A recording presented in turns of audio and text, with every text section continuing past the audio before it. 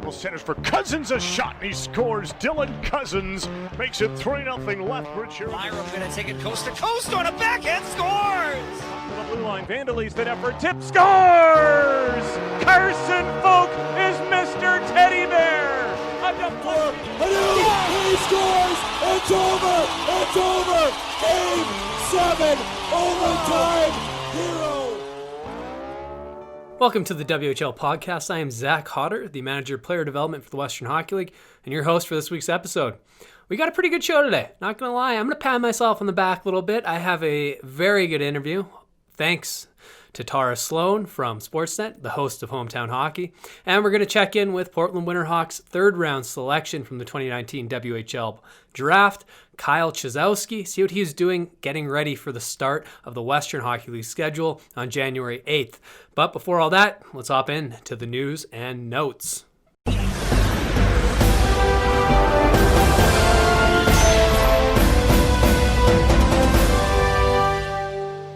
15 WHL players are heading to Hockey Canada's National Junior Team Sport Check Selection Camp, which is scheduled for November 16th to 13th in Red Deer, Alberta. The players representing the Western Hockey League are goaltenders Dylan Garand from the Kamloops Blazers and Taylor Gauthier from the Prince George Cougars, defenseman Bowen Byram from the Vancouver Giants, Caden Gooley from the Prince Albert Raiders, Damon Hunt from the Moose Jaw Warriors, Caden Korzak from the Kelowna Rockets, Matthew Robertson from the Edmonton Oil Kings, and Braden Schneider from the Brandon Wheat Kings. On forward is Adam Beckman from the Spokane Chiefs, Dylan Cousins from the Lethbridge Hurricanes, Gage Gonsalves from the Everett Silvertips, Ridley Grieg from the Brandon Wheat Kings, Seth Jarvis from the Portland Winterhawks, Peyton Krebs from the Winnipeg Ice, and Connor Zeri from the Kamloops Blazers. Kirby Dock, formerly of the Saskatoon Blades, has been loaned to Team Canada by the Chicago Blackhawks. Staying with the Hockey Canada Saskatoon Blades theme, the Blades have hired National Junior Team video coach Tyler Dietrich. Dietrich is a former teammate of Mitch Love's in both Moose Jaw and Everett and will round out the Blades coaching staff along with Ryan Marsh. That's all for the news and notes. For everything Western Hockey League, follow us on Twitter at the WHL.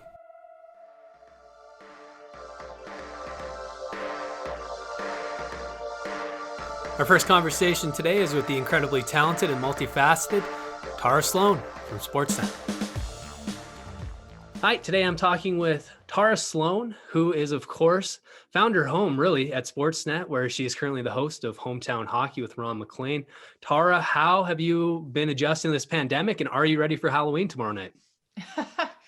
You know, it's interesting. I live in Toronto now, so Toronto has been told that we shouldn't have trick-or-treating in the city. So I'm actually witnessing sort of a difference of opinion between some parents on Facebook groups, those who are going to let their kids go out to trick-or-treat and those who are not. So it actually could get interesting and weird. But we're ready. We have our own stuff going on in our backyard tomorrow. And I mean, how am I adjusting to the pandemic? I mean, I think, you know, none of us feel fully adjusted. I guess it's probably we're better off than we were 8 months ago, but it's still really hard, and Toronto's spiking, so we're kind of rolled back in terms of what's open and available. But all things considered, we're a happy, healthy family. I'm still gainfully employed, and so we're doing okay. Yeah, I mean, you know, as bad as it is, you still have your family, you still have your health, and you still have a job. I mean, for a lot of us, that's something we just got to keep going back to. But I want to go back as well to the start of your career. You know, I read that you moved to Wolfville, Nova Scotia, which is the home of Acadia University, a place where I got healthy scratched on many occasions during my youth sports career. I'm sorry. Don't be sorry. Didn't try hard enough. But that's also where you found your passion, or at least your inkling to explore your musical side. Where did that come from? And did you ever expect when you were 12 and 13 years old that you would be the lead singer of a Juno-nominated band down the road? No, I mean, I think I come by my musical fascination, honestly, in some ways. My dad he's a lawyer, but he's also a musician. He has his own studio and he plays guitar. He plays everything, really. So I grew up listening to a lot of rock music, but I actually gravitated towards classical music, and that was my own love that I found. So that's what I studied all through high school and into university. So never really saw myself as a rock singer. even though I loved that kind of music. And I just jumped in. I ended up joining a rock band, didn't know if I really could do it. And got my first taste of that when I was in university in Montreal. And then I moved to Toronto and answered an ad in the paper, and there it was. That was a band called Joydrop, and we ended up putting out 2 albums and were nominated for Juno, and we did the thing. Like, we did it for real. Yeah, you guys really did it for real. And what I think is so cool, I play the guitar, not obviously at the level you guys did, but I just can't imagine writing a song. And what does that feel like to write a song and then to sing it and perform it with those guys and then to share it with people? And I mean, even in 2017, I think you guys did a reunion show on Halloween, and you still have fans to this day. How does it feel just to know that something that you made has impacted other people? It's amazing. I mean, I hadn't really tried my hand at songwriting before I joined Joydrop. So they, being part of that group really gave me the courage to trust myself and to do so. So it's an intimidating process at times, but when it comes to fruition, it's incredible. And so I give my bandmates a ton of credit. And then to see what impact songs can have. We had a single called Beautiful, which was our very first single, came out in 1998. And that was written by our drummer, but the message is very much like, I'm not beautiful like you, I'm beautiful like me. So I think it resonated with a lot of people across North America. And we would get people coming up to us after shows, or letters from people saying, like, you saved my life. Like, I needed this song at this point in my life, and you helped me make it through this time. So it's moments like that you kind of live for, the fan artist connection. And it's amazing that it resonates to this day. Well, you had a very successful run with Joydrop, and then during that same time, actually, you started your acting career. You were on several Canadian shows, including La Femme Nikita, which was actually the #1 cable show for its first 2 seasons. And then you transitioned after it was over into broadcasting, into Entertainment Tonight, as well as your own show, Inside Jam. But when you make that transition, you didn't have any formal background training in journalism. So no, not at all, right? You really No. jumped in as a fish out of water, but I wonder how much the stage performance aspect of being in a band, being the lead singer of a band, helped you transition to going from being someone who was interviewed to interviewing, incredibly famous people, as well as some people that you probably never met in your life, and you did 20 minutes of research before they showed up. So do you think that gave you the confidence to do that? I think it was all, I was able to cull from all different facets of my life. I went to theater school. So, obviously there's a performance aspect, speaking and singing in front of crowds and not feeling intimidated in that arena. But I think most of all, I knew what it was like to be the subject of a bad interview. I did so much press with Joydrop, and we had some great interviews and really interested, engaged journalists. And then occasionally you'd make a call to some radio station in Little Rock, Arkansas, and the question would be, tell me about your album. Or sort of similarly vague, somebody who's maybe just taken a look over your bio really quickly. And so I felt like I knew as an artist what I wanted to be asked. And I think that helped me. So my first foray into the world of TV broadcasting was as an entertainment reporter and producer. So it was I think it was the right transition for me. And, and then I moved into sort of a broader spectrum of what I could do. But I was also just really, really lucky that I wanted to jump in, and there was an executive producer who wanted to give me that opportunity. So it was the right confluence of right timing and right place, right time, as they say. You took the opportunity, you ran with it, and people watch you now, and they watch the way you interview and how good your questions are and how you seem to know so much about the people that you're interviewing. And they think you've just been able to do that from the second you stepped in front of the camera. But when do you really think you started to own and really be able to go into every interview knowing that it's going to be great when you finish it? I mean, I don't think I even know that to this day. But I stand firm always in saying that you rise or fall to the level of your preparation. So, even if things get shaky or you're kind of you haven't created the right space or container, the right rapport, maybe, at least you have to be armed with the prep. And so that is my sort of number one. I have made the mistake of going into interviews not adequately prepared, and it's very embarrassing. And so the only thing that can hold you down when things start to get a little shaky is just being ready and knowing your stuff. So, I mean, I'm never sure an interview is going to be amazing, but I can be sure that I know what I'm talking about.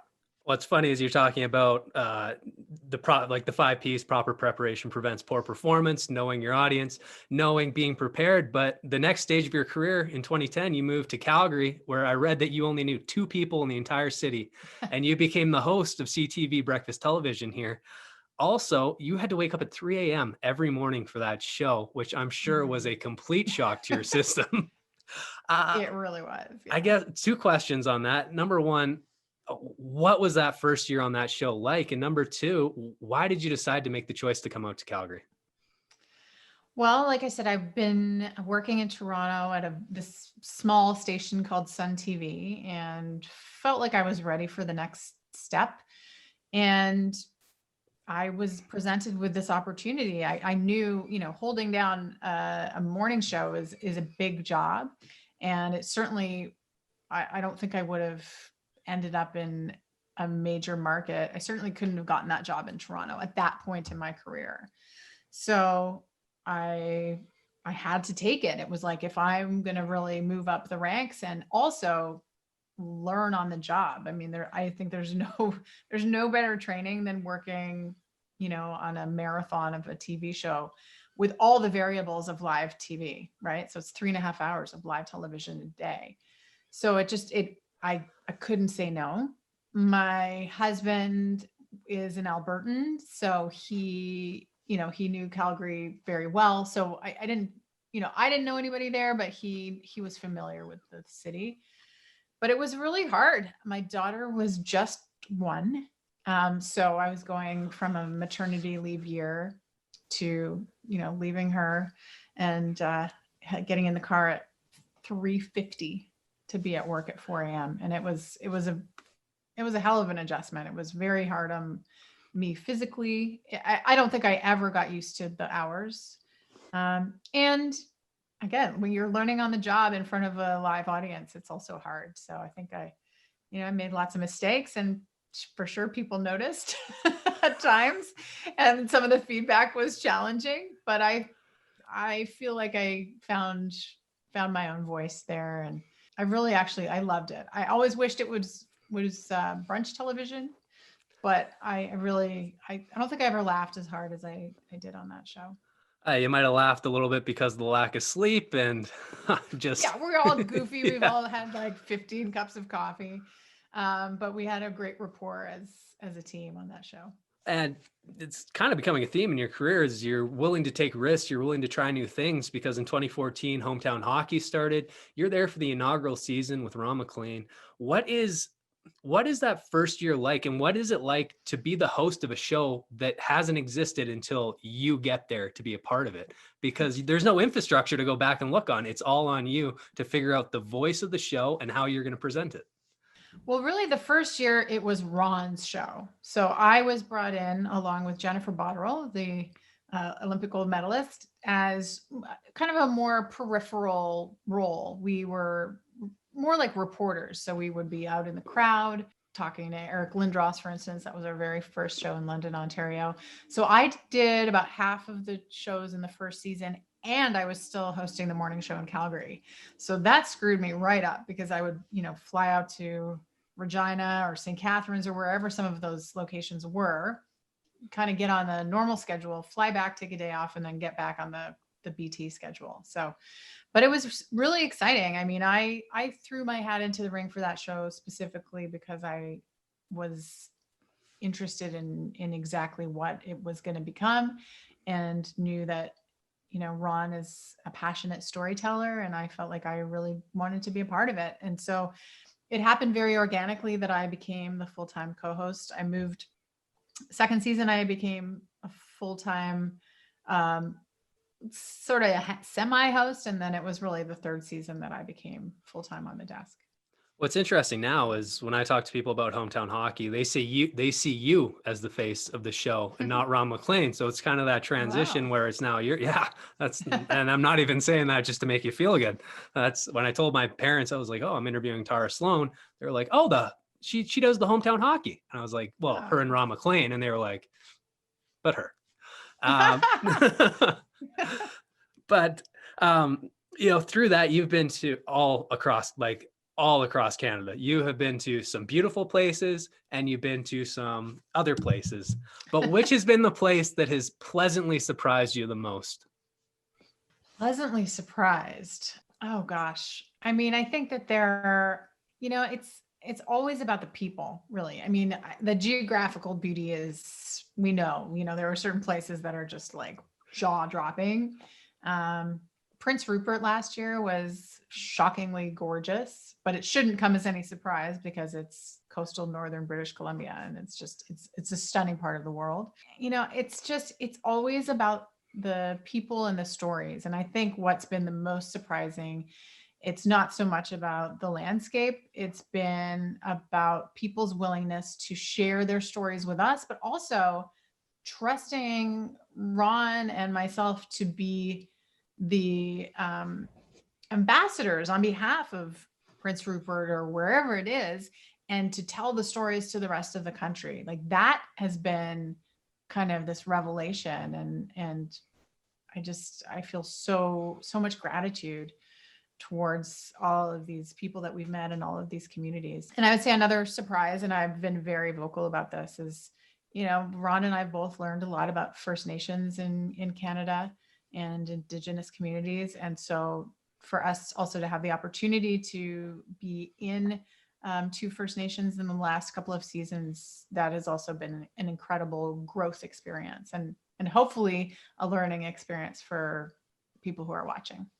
And it's just another aspect to your career where you get to help tell stories for people who might not have had the opportunity or the access to have their stories told. And it's, you guys have been all across Canada doing amazing work for the past, since 2014. I'm terrible at math. So I think it's 7 years. It might be six. Who knows? 6 seasons. Yeah, we just finished our 6th season, and fingers crossed there'll be a number 7. Well, the last thing I want to talk to you about is your current series you're working on called Top of Her Game. It's on Sportsnet. It's kind of like this, where you're interviewing some pretty famous people through Zoom. Just an example, you've had Kim Davis, who's the executive vice president of the NHL, Blake Bolden, who is the first African-American female scout. She's with the Los Angeles Kings, as well as Becky Scott, an Olympic gold medalist. And for those of you who don't know Becky Scott's story and how she got that gold medal, definitely take a look into it because it's pretty extraordinary. And she just finished her term with WADA as the representative for Canada, I believe. Through this series and through talking with all these women who have achieved so much, what have you learned from them about their success, their journey, and their struggles?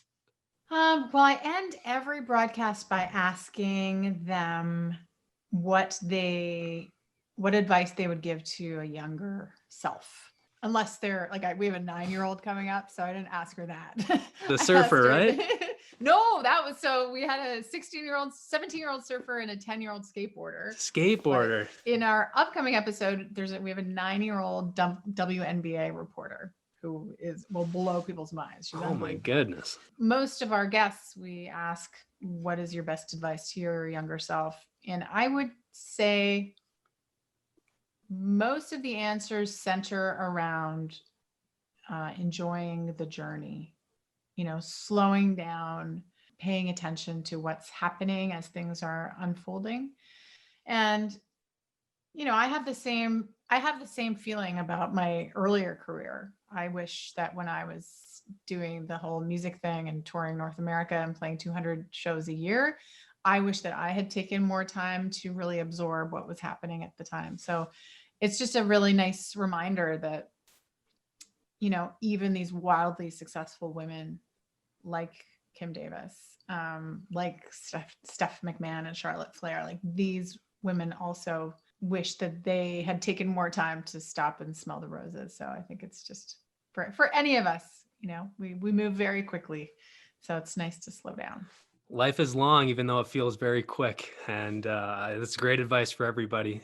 Thank you again, Tara, for taking time out of your day. I know you're incredibly busy right now, and I really appreciate it.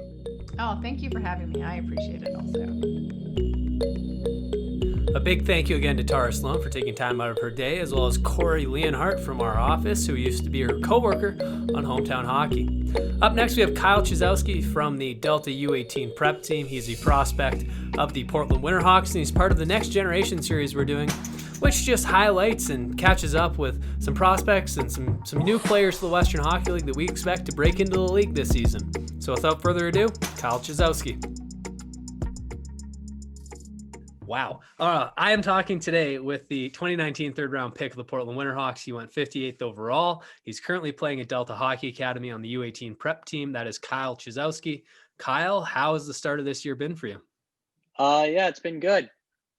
Team's been really good. We got a couple of guys who are with WHL teams, also waiting for camp.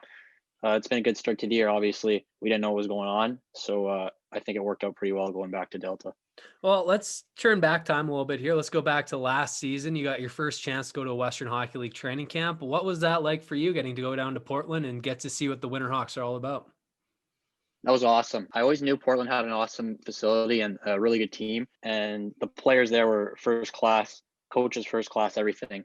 It was awesome seeing older guys, seeing kind of what to look up to. A lot of high-end picks. Seth Jarvis, who just went 13th overall. Those are top players that are probably going to play in the National Hockey League soon. Yeah, one day that might be you too. It's, the thing about hockey is it's so funny how you're about to go to your first opportunity to make a team, and 3 years from now you could be going to your first NHL training camp. It happens so quickly. It's such an exciting time. But you have bloodlines in the Western Hockey League. Several of your cousins have played. Have they given you any advice on what to expect when you actually do get the opportunity to play in the Western Hockey League? Yeah, Ryan, who plays in Medicine Hat, I've talked to him a lot. He played at 16 in Medicine Hat, and also my other cousin Nick, who played in Kamloops. They kind of told me just be yourself, and also my uncle, who has told me what to go on. He was a coach in the WHL also, so he kind of knew what I should be expecting and just play my game and all that. Yeah, and your uncle actually works at Delta Hockey Academy. He's the head coach of the U18 female prep team. I'm sure he's a great resource for you. When we're looking back on this year, though, right now is a real awesome time for development. And what do you think that your game needs to improve for you to be, an everyday player at 16 and 17 in the Western Hockey League? Yeah, one thing, I've been working on a lot on and off the ice is being stronger with the puck, not getting knocked off, because, going to the next level, players are a lot stronger, a lot faster. So you got to be able to handle a puck and, not get pushed around. Watching you play over the last couple of years, you're a small, shifty, incredibly fast player who plays the game at a very high pace. If you could describe the way you play to somebody that's never seen you, how would you describe yourself? Yeah, I think I see the game really well, reading plays, and, I'm a playmaker, and I like to kind of push up the pace, quick feet, and, just drive the speed. When you will look at the NHL right now, who's a player that you watch and you say, that's the type of style player I want to be? Yeah, one guy who my coach always said was Jonathan Taves, a two-way center, which I've been center my whole life, and just kind of gets it done on both sides of the ice. Well, let's move away from the rink now. There's more to hockey. I mean, there's more to life than just hockey. I'm sure you have a lot of things going on outside of your life. Do you have any movies or a movie that's your favorite, your go-to movie that you always love to watch? Yeah, my brother just got back from hockey. We watch Batman Arkham Knight a lot, so that's probably my favorite movie. That's your favorite movie. What about if you go for dinner? Anything you want in the world, what are you ordering? Jeez, I think I just got to go with the classic steak and baked potato. Baked potato. Where is your favorite place to go on vacation? That's a really good question. I've never been there before, but I've always wanted to go on a safari in Africa. My last question for you: if you could have dinner with anybody, living or dead, who would it be? It would probably be David Blaine. He's a magician that I just watch his videos. he just seems like a really cool guy. He's pretty chill and seems like he'd be a cool guy to have dinner with. Yeah, he's done some really cool stuff and some really weird and disgusting stuff at the same time. Yeah. Kyle, thank you again so much for taking time out of your day. I wish you all the best as you continue with Delta U18 prep and get ready for training camp in early January. Thanks, Zach. That's it for this week's edition of the WHL Podcast. You can follow me on Twitter at Zach Cotter. You can follow the Western Hockey League at the WHL. A big thank you again to Tara Slone and Kyle Chyzowski. I hope you have a great rest of your week, and tune in for our next episode, which will drop on Wednesday of next week.